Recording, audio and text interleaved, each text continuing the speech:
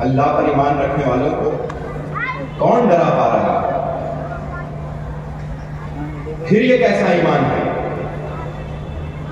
خدا کا ساتھ ہوتے ہوئے بھی کوئی اگر ڈرا پا رہا ہے تو نعوذ باللہ کوئی خدا سے بڑا ہے۔ اس کا مطلب کہ ایمان کمزور ہے۔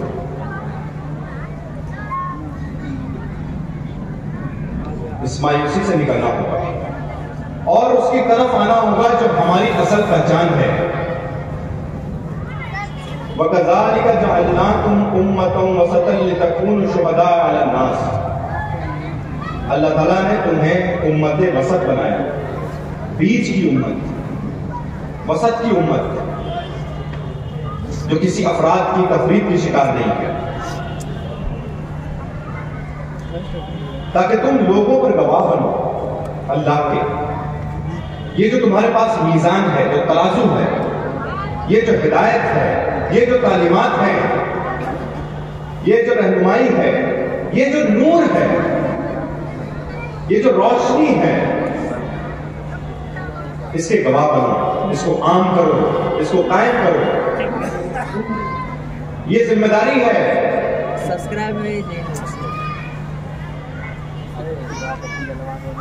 اللہ تعالیٰ نے ہمارا نام مسلم رکھا، هُوَ سَمَّاكُمُ الْمُسْلِمِينَ مِنْ قَبْلُ وَفِي هَذَا لِيَكُونَ الرَّسُولُ شَهِيدًا عَلَيْكُمْ وَتَكُونُوا شُهَدَاءَ عَلَى النَّاسِ۔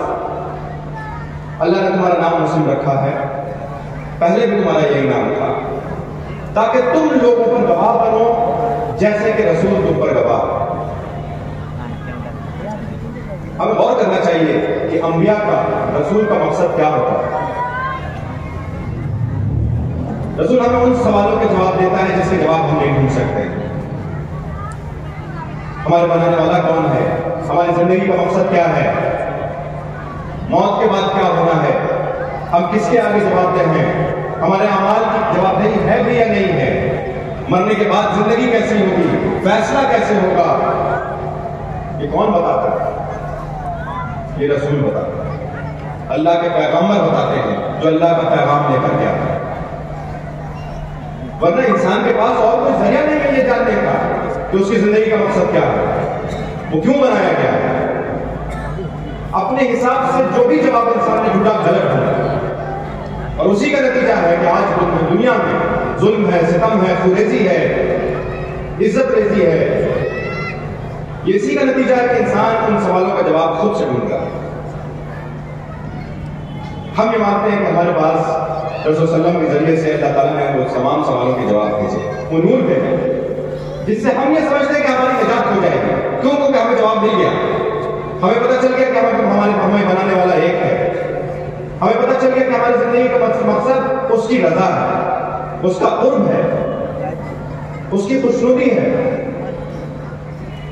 ہمیں پتہ چل گیا کہ مرنے کے بعد ہمارا حساب ہوگا۔ ہم آزاد نہیں ہیں، ہم اپنے ایک ایک عمل کے لیے جواب دہ ہیں۔ یہ کس نے بتایا؟ کر کے دکھایا، یہ ہمارے رسول نے کر کے اس کی گواہی دی، اور پھر ہم پہ یہ ذمہ داری ڈالی کہ اب باقی انسانیت کو یہ تمہیں بتانا ہے، ورنہ انسانیت ہمیشہ اندھیرے میں رہے گی۔ انسانیت جو بھی جواب ڈھونڈے گی غلط ڈھونڈے گی، اسے انسانیت کا نقصان ہوگا۔ اس کی بنیاد پر جو بھی تہذیب بنے گی وہ غیر مسلمانہ تہذیب ہوگی، اس تہذیب میں انصاف نہیں ہوگا۔ اور دیکھتے دنیا کی کوئی سی تہذیب اٹھا کر پچھلے 500 سال میں جس تہذیب کی اتنی زیادہ پذیرائی ہوئی، دنیا بھر میں جس کا ڈنکا پیٹا گیا کہ بھائی دنیا اب جو ہے ماڈرن ہو گئی ہے، جدید ہو گئی ہے، ہمارے پاس لا ہے، ہم لبرل ہو گئے، ہمارے پاس ڈیموکریسی ہے، اسی تہذیب پہ تہذیب کھڑے ہو کے دیکھ رہی ہے کس طرح سے معصوم بچوں کی جانیں لی جا رہی ہیں۔ وہ تہذیب اور اس کی تمام کوششیں بے بس نظر آتی ہیں۔ اس کا حل صرف اس میں نہیں ہے کہ ہم تقریر کریں، ہم دعا کریں۔ اس کا حل اس میں ہے کہ ہم اپنی ذمہ داری پوری کریں۔ جس مقصد کے لیے ہمیں اللہ تعالیٰ نے چنا ہے، جس وجہ سے ہم خود کو مسلمان کہتے ہیں، اس ذمہ داری کو پورا کریں۔ پتہ تو کریں کہ جب ہم یہ کلمہ پڑھتے ہیں تو اس کا کیا مطلب ہے، جب ہم قرآن پہ ایمان لاتے ہیں تو اس کا کیا مطلب ہے۔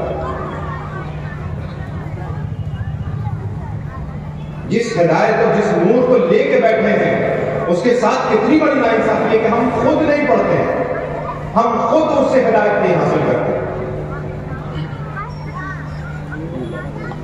یہ تو اتنی بڑی ناانصافی ہے کہ ہم کو چنا گیا، ہم نے عہد کیا، ہم یہ دعویٰ کرتے ہیں کہ ہم اس ہدایت پر ایمان لائیں، اور پھر اسی ہدایت سے ہم منہ پھیر لیتے ہیں، اس سے فائدہ نہیں اٹھاتے ہیں، اس سے رہنمائی نہیں حاصل کرتے ہیں، اس سے رشتے نہیں جوڑتے ہیں۔ تو ہمیں غور کرنا چاہیے، ورنہ پھر ہم اس طرح کے ہیلے بہانے کریں گے، دین کے نام پر ڈھونگ ہونے لگے۔ یہ بہت آسان ہے کہنا کہ ہمارا کیا ہوگا، ہم مار دیے جائیں گے، ہم ختم ہو جائیں گے، یہ سب میرے دشمن ہیں، ہم کیا کریں؟ لاکھ دنیا مخالف ہو، جب ہم نے کہا ہے کہ ہم مسلمان ہیں تو اس کے جو تقاضے ہیں اس کو پورا کرنا ہوگا۔ اور اگر اس دنیا میں مان لیں ہمارے ساتھ کچھ نہ بھی ہو، سب کچھ اچھا رہے، دنیا بنتی رہے، کاروبار چلتا رہے، گھر چلتا رہے، آخرت میں اچھا نہیں، اللہ تعالیٰ سوال کرے گا، اللہ تعالیٰ ہم سے حساب لے گا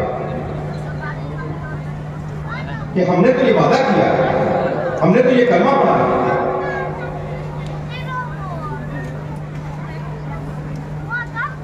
لا الہ الا اللہ پڑھنے والے، اس کتاب پر ایمان لانے والے، اس رسول کی امت سے تعلق رکھنے والے، اس نے 23 سال کی زندگی میں پورے اس زمین کے نقشے کو پلٹ کے رکھ دیا جو نہ تاریخ میں کبھی دیکھا تھا نہ دیکھ سکے۔ اس کی امت میں لوگ، اس کی امت کے لوگ جب کوئی پریشانی آئے ان کو لگتا ہے کہ قیامت آ گیا، اب سب ختم ہو جائے گا، اب قیامت، کیونکہ یہ آسان ہے، اس میں کچھ کرنا نہیں ہے، اس میں بدر نہیں ہونی ہے، اس میں احد نہیں ہونا ہے، اس میں حنین نہیں ہونا ہے، اس میں خندق نہیں ہونی ہے، آسان ہے، اس میں فاقہ کشی نہیں ہے، اس میں خالی پیٹ نہیں رہنا ہے، اس میں پتھر نہیں مارنے ہیں پیٹ میں، اس میں پتے چبا کر کے نہیں رہنا ہے، اس میں گالیاں نہیں سننی ہیں، اس میں دھکے نہیں کھانے ہیں، اس میں مذاق نہیں اڑوانے ہیں۔ یہ آسان ہے کہ ہم کیا کریں؟ پوری دنیا ہم پہ ٹوٹ پڑی ہے تو ہم کیا کریں؟ پوری دنیا اس لیے ٹوٹ پڑی ہے کیونکہ ہم اپنا رشتہ ان تعلیمات سے کاٹ چکے ہیں، اب اپنی پہچان بھول چکے ہیں، دنیا دل میں بس گئی ہے۔ یہ میں نہیں کہہ رہا، یہ رسول صلی اللہ علیہ وسلم فرماتے ہیں کہ ایک وقت آئے گا جب پوری دنیا کی قومیں تم پر ایسے ٹوٹیں گی جیسے دسترخوان پہ بھوکے ٹوٹتے ہیں، کھانے کی جگہ پہ بھوکے ٹوٹتے ہیں۔ تو اصحاب رسول نے پوچھا کہ یا رسول اللہ علیہ وسلم کیا ہماری تعداد کم ہوگی، کیا ہماری سنکھیا کم ہوگی؟ رسول صلی اللہ علیہ وسلم نے کہا کہ نہیں، سنکھیا تو تمہاری بہت ہوگی، لیکن تمہیں بہن کی بیماری لگ جائے گی۔ انہوں نے پوچھا کہ یہ بہن کی بیماری کیا ہے؟ تو کہا کہ دنیا کی محبت اور موت سے کراہت، موت سے بھاگو گے اور دنیا کے لیے بس جائیں گے، دنیا کی محبت ہو۔ اگر آج یہ لگ رہا ہے کہ پوری دنیا کی قومیں ہر کوئی ہم پر ٹوٹ پڑا ہے تو ہمیں یہ نہیں دیکھنا چاہیے کہ وہ کیا، یہ بار بار نہیں گنانا چاہیے کہ ہمارے ساتھ یہ ہو رہا ہے، ہمارے ساتھ یہ ہو رہا ہے، ہمیں یہ دیکھنا چاہیے کہ کیا صحیح میں ہمیں یہ بیماری لگ گئی ہے، کیا دنیا کی محبت دل میں گھر کر گئی ہے، کیا موت سے کراہت ہونے لگی ہے، کیا موت محبوب نہیں ہے؟ ہم عشقی کے لیے، خدا سے ملاقات کے لیے، اس کے دیدار کے لیے، اس کی رضا کے لیے موت شرط ہے، اور ہمیں چاہیے کیا؟ ہم عشقی، خدا کا دیدار، اس کی رضا، اس کی خوشنودی، یہی چاہیے، اور اس کے لیے شرط ہے موت۔ آدم علیہ السلام کو بھی شیطان نے یہی بہکایا کہ یہ پھل کھا تو موت نہیں آئے گی، موت تو سب کو آنی، موت کے بعد ہی وہ ملنا ہے جس کے لیے ہم تڑپ رہے ہیں، اور یا تو یہ مان لیں کہ ہم نہیں تڑپ رہے، ہمیں نہیں چاہیے ہمیشہ، ہمیں نہیں چاہیے خدا کی ملاقات، ہمیں نہیں چاہیے اس کا دیدار۔ اس لیے ضرورت ہے کہ اپنے دل کی صفائی کی جائے، دل میں جہاں دنیا بس گئی ہے اس دل کو اللہ کی یاد سے تازہ کیا جائے، ورنہ یہ دل ہمیشہ بے چین رہے گا جب تک اس میں دنیا پڑی ہے۔ آئے کل کیا ہوگا، پیسہ کہاں سے آئے گا، بچوں کا کیا ہوگا، مستقبل کیا ہوگا، گھر بنوائے تھے اوپر اس کا ایک اور منزلہ کیسے بنے گا، اینٹ کہاں سے جڑے گی، بالو کہاں سے آئے گا، روٹی کہاں سے آئے گی، ہمیشہ بے چین رہے گا۔ اللہ تعالیٰ فرماتا ہے الا بذکر اللہ تطمئن القلوب، قلب کو اطمینان تو اللہ کی یاد سے ملے، اللہ کے ذکر سے ملے۔ ہم کو غور کرنا چاہیے، اگر یہ محسوس ہونے لگا ہے کہ پوری دنیا ہمارے مخالف ہے، اگر یہ محسوس ہونے لگا ہے کہ سب ہمارے دشمن بن چکے ہیں، تو اپنا جائزہ لینا چاہیے کہ کیا صحیح میں ہمارے دل میں بھی دنیا کی محبت ہے اور موت سے کراہت ہے، خوف نہیں کراہت ہے،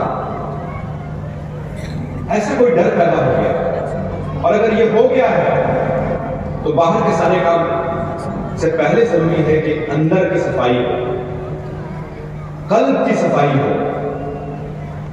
اس کو پاکیزہ کیا جائے، اس میں اللہ کی یاد پیدا کی جائے، اس کو اللہ کی یاد سے تازہ کیا جائے۔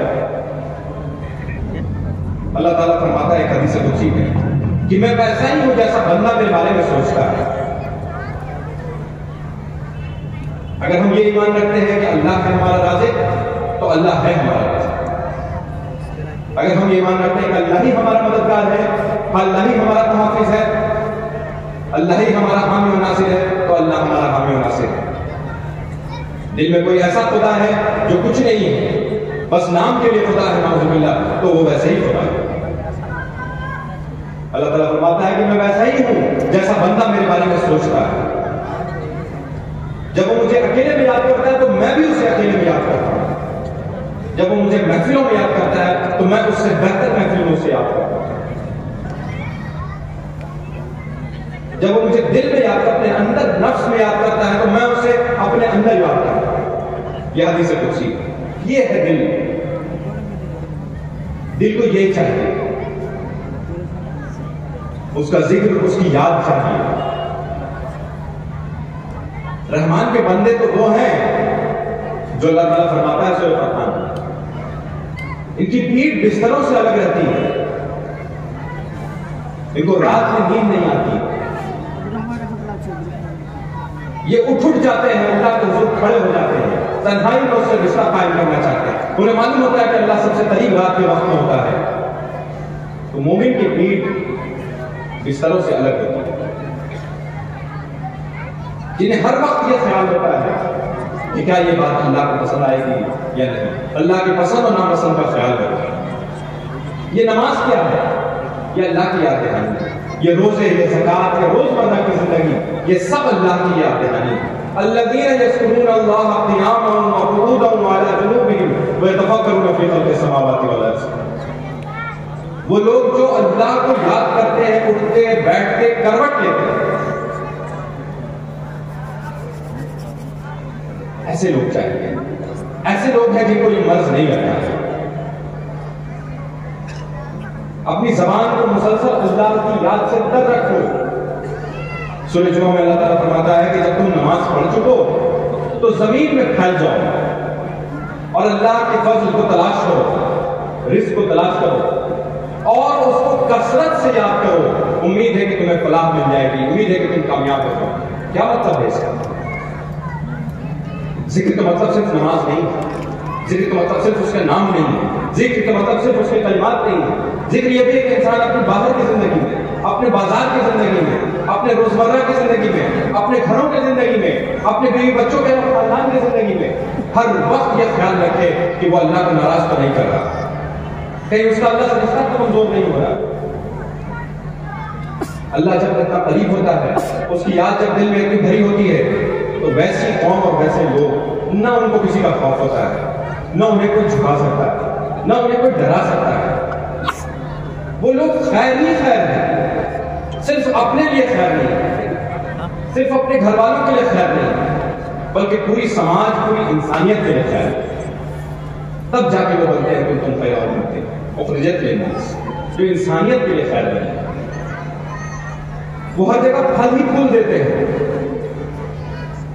ان کی ذات سے کانٹے لگ ہی نہیں سکتے، جن کے دلوں میں اللہ کی یاد بھر کر چکی ہوتی ہے۔ افسوس کی بات ہے کہ ہم صرف ذکر کے نام پر نماز کے رسمیں ادا کرنے لگے۔ ہم اللہ کو ویسے یاد نہیں کرتے جیسا کہ اس کو یاد کرنا چاہیے، ہم اللہ کا وہ تقویٰ نہیں کرتے جیسا کہ اس کا تقویٰ کرنا چاہیے۔ ما قدر اللہ حق قدرہ، قدر کرو اللہ کی جیسا کہ اس کے قدر کرنے کا حق ہے، تقویٰ کرو اس کا جیسا کہ اس کے تقویٰ کرنے کا حق ہے۔ یا ایھا الذین آمنوا اتقوا اللہ حق تقاتہ، تقویٰ کرو اس کا ایسا جیسا کہ اس کے تقویٰ کرنے کا حق ہے۔ تو ضرورت اس بات کی ہے کہ ہم ابھی یہ جو ایک نیا رسم بن گیا ہے، ایک نئی چیز آئی ہے کہ ہر کوئی یہی بات کر رہا ہے کہ بڑا ظلم ہو رہا ہے، بڑی برائیاں ہیں، 2024 میں کیا ہوگا، 3 اسٹیٹ میں اور حکومت آ گئی، وہاں لنچنگ ہو گئی، ہمارا کیا ہوگا۔ اگر اس کی وجہ سے مایوسی ہے، نا امیدی ہے، تو اپنا جائزہ لینا چاہیے، کچھ نہیں ہے، یہاں بھی بھلا ہوگا، وہاں بھی بھلا ہوگا۔ ضرورت ہے کہ جو کلمہ ہے، جو اپنی پہچان ہے، جو اللہ سے عہد کیا ہے، اس پر ہم واپس لوٹیں۔ اللہ نے ہمیں یہی پہچان دی ہے، وَمَنْ أَحْسَنُ قَوْلًا مِّمَّنْ دَعَا إِلَى اللَّهِ وَعَمِلَ صَالِحًا وَقَالَ إِنَّنِي مِنَ الْمُسْلِمِينَ۔ اس شخص سے اچھی بات کس کی ہو سکتی ہے جو اللہ کی طرف بلائے، نیک اعمال کرے اور کہے کہ میں مسلمان ہوں، میں اللہ کے آگے سپرد کر چکا ہوں، میری اپنی کوئی پسند و ناپسند نہیں، پسند و ناپسند اس کی ہے۔ مسلم ہونے کا مطلب یہ ہے کہ میں نے سپرد کر دیا اپنی خواہشات، اپنی آزادی، اپنی پسند و ناپسند، اپنی رضا و ناراضگی اس کے حوالے کر دیا اور اللہ کی طرف بلائے، اس کی طرف دعوت دے۔ یہ ہدایت کو لے کے گھر میں بیٹھے، قرآن کو لے کے گھر میں بیٹھے، رسول صلی اللہ علیہ وسلم کی سنتوں کو لے کے گھر میں بیٹھے، اس سے خود ناواقف ہے، خود نہیں جانتے ہیں کہ اس میں کیا ہے، پھر کاہے کا دعویٰ، کاہے کی امیدیں، کاہے کا شکوہ ملا، یہ سب کرتے اللہ کی نصرت آئے گی، فرشتے اتریں گے، ہمیں خود بتائیں گے کہ تمہیں خوف و غم کرنے کی ضرورت نہیں ہے۔ دل خود یہ کہے گا جب اس کی یاد سے تازہ ہوگا کہ اب مجھے اطمینان ہو گیا، نفس مطمئنہ ہوگا، تطمئن القلوب، قلب کو اطمینان ہوگا۔ اور جب تک یہ نہیں ہوگا تو ہم ایسے ہی بے چین رہیں گے، ہم ایسے ہی ٹھوکریں کھائیں گے اور ایسے ہی گلے اور شکوے کریں گے، ایسے ہی ہم کو ذلیل کیا جائے گا، ایسے ہی ہم کو حقارت کی نگاہ سے دیکھا جائے گا۔ جب ہم اپنی پہچان اور اپنے مقصد سے اتنے دور آ چکے ہیں تو پھر تو یہی ہوگا۔ اور میں بار بار یہ کہہ رہا ہوں کہ میں خود اس میں شامل ہوں، ہم سب ایک ساتھ ہیں۔ جب یہ مسلم امت کی بات ہو رہی ہے تو ہم کوئی باہر نہیں، ہم سب ایک ساتھ ہیں، ہم سب اس کے قصوروار ہیں۔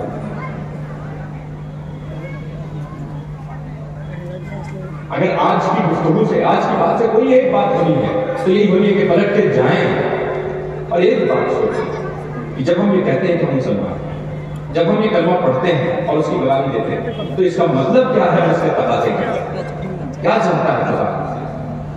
یہ دنیا کتنی بھی پیاری لگ رہی ہے، دنیا میں کتنی بھی کشش ہو، کتنا بھی اپنی طرف لالچ لاتی ہو، یہ سب دھوکہ ہے۔ خدا کے سے نافرمانی کر کے، خدا کو سے غافل ہو کر کے اس کائنات کا، اپنے وجود کا، اپنی زندگی کا کوئی معنی اور مقصد تلاشنا، اس سے بڑی بیوقوفی اور کوئی نہیں۔ اس کا ثبوت چاہیے، پوری انسانی تاریخ پڑھ کے دیکھنا چاہیے۔ وہ قرآن تاریخ کے حوالے سے بتاتا ہے کہ جب انسان اللہ سے غافل ہوا وہ ایسے ہی ذلیل ہوا ہے، نامراد ہوا ہے، تباہی اور گمراہی میں گیا ہے۔ غیر المغضوب علیہم ولا الضالین، مغضوب ہوا اور ضالین ہوا۔ ہم تو یہی دعا کرتے ہیں کہ ہم کو اس راستے پہ نہ چلا، وہ راستہ جس سے قومیں گمراہ ہوئی اور ظالم ہوئی، ضلالت میں گئی، اندھیرے میں چلی۔ اس لیے میں کوئی لمبی گفتگو نہیں کرنا چاہتا، اور شروع میں بھی میں نے کہا تھا میرے پاس کوئی جواب، بس یہ اتنا سا سوال ہے کہ اس طرح کے موقع پہ اگر ہم سب مل کر کے ایک بار اس کی تجدید کریں، اس سوال کو دوبارہ سے دہرا لیں کہ مسلمان ہونے کا مطلب کیا ہے، کلمہ پڑھنے کا مطلب کیا ہے، اس کو گھر جا کر کے غور کریں، اس کے جواب تلاشنا ہے، اساتذہ سے پوچھیں، عالم علماء کرام سے پوچھیں، پڑھے لکھے لوگوں سے پوچھیں، رسول صلی اللہ علیہ وسلم کی زندگی کو دیکھیں، ان کی سیرت کو پڑھیں، قرآن کو پڑھیں اور سمجھیں۔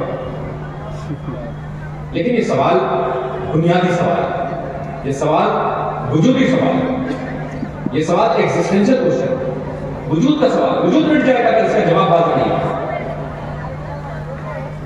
اس لیے اتنی سی کوشش تو کرنی ہوگی کہ جا کے اس سوال کا جواب تلاش کہ دنیا اور اپنا دائرہ بہت بڑا لگے، کیونکہ قرآن نے اور اللہ تعالیٰ نے جو لکیر کھینچی ہے انسان کو اپنے سامنے لے آیا، انسان کا جھگڑا نہیں رہا، اس کے نے اتنا بڑی لکیر کھینچی ہے، اتنی بڑی لکیر کھینچی ہے کہ یہ سب چیزیں بہت چھوٹی لگی ہیں۔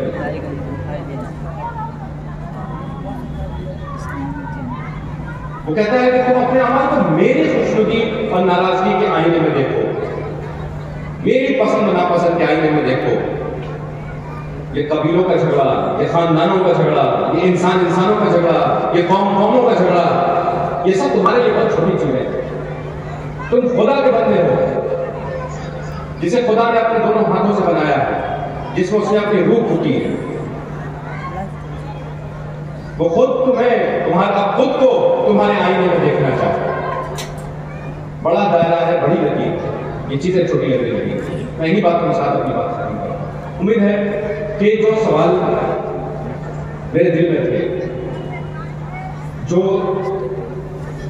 آج کے حالات ہیں، انہوں نے جو پریشانیاں، جو بے چینی ہمارے سامنے کھڑی کی، ان سب پر روشنی ڈالنے کی ایک مخلصانہ کوشش میں نے کی۔ اللہ تعالیٰ سے دعا ہے کہ ہمیں اس بات کی توفیق عطا فرمائے کہ ہم غور کر سکیں کہ جب ہم یہ کلمہ پڑھتے ہیں تو اس کے کیا معنی ہیں اور اس کا کیا تقاضا ہے، مسلمان ہونے کا کیا معنی ہے اور کیا تقاضا ہے، مسلمان بحثیت فرد کیا تقاضا ہے اور بحثیت امت اور جماعت کیا تقاضا ہے۔ اللہ تعالیٰ اس کی توفیق عطا فرمائے، آمین یا رب العالمین۔